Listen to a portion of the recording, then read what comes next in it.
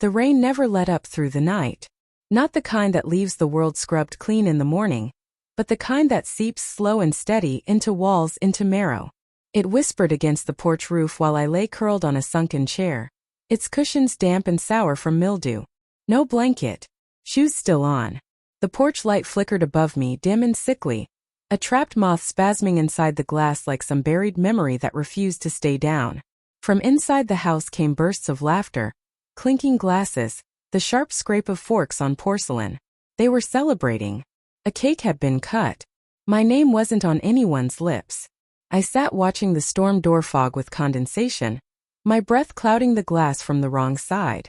I looked like a ghost pressed against a window, reaching toward a home I wasn't welcome in anymore. I didn't sleep. Morning brought silence but not peace. Cold eggs sat on the table, rubbery and tasteless. I speared one, chewed, swallowed, more to keep from trembling than for hunger. The dining table felt like a chasm, her sister scrolling through her phone without looking up, her father smirking at the stubble on my face, her mother tipping more champagne into her glass. And my wife, she wouldn't meet my eyes. Not when she said, almost casually, "You could have just gotten a hotel. If you had a job worth the mention." The air froze. Shame filled the room like smoke, thick and suffocating. No one spoke for me. No one even blinked. I smiled, thin, dangerous. The kind you wear before a kill. It wasn't always this way.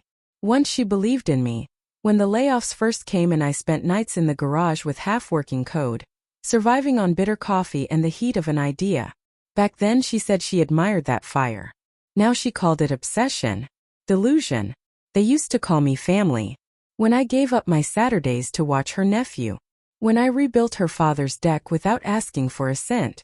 When I sold my guitar to cover her sister's car repairs. But none of that counted anymore. Clarity came on the drive back.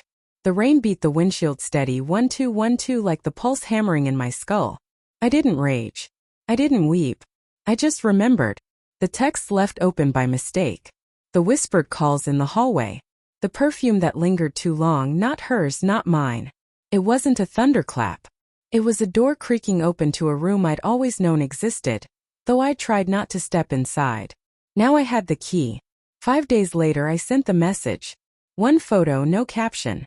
Her bank statement. Not ours. A joint account with someone else. Withdrawals lined up perfectly with her late nights. Next, the apartment lease.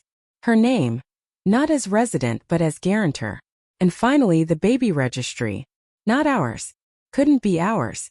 At first, the family chat went silent. Then it cracked wide open.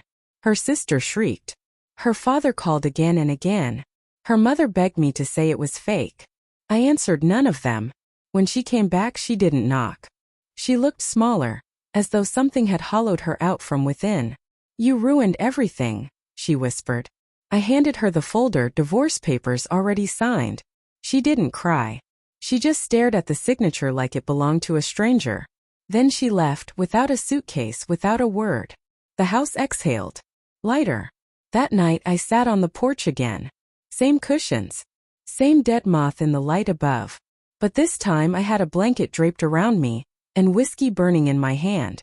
I pictured the photo again, her leaning into him, his hand around her waist, her smile lit by a lie perfected. And I thought of the guest room inside. Untouched, sheets folded tight, closet bare. A space they once said was reserved for family. I laughed then, low and unhurried, because they had been right. I was never family. I was the man who filled in the cracks when no one else bothered. They say silence cuts the deepest. I didn't need to shout. I only needed to hold up the truth, like a mirror they couldn't avoid. Now they'd eat at that same table, sit on that same porch, walk through those same rooms, knowing every corner carried the weight of their own lies. The eggs wouldn't taste the same. The house would feel colder. Maybe, they'd remember the man who once slept outside with his shoes on and his heart split wide open. Maybe not. But me? I sleep easy now. The rain came back tonight, soft, familiar. Like an old friend who never asked me to prove a thing. And for the first time in a long while I didn't feel like a ghost anymore.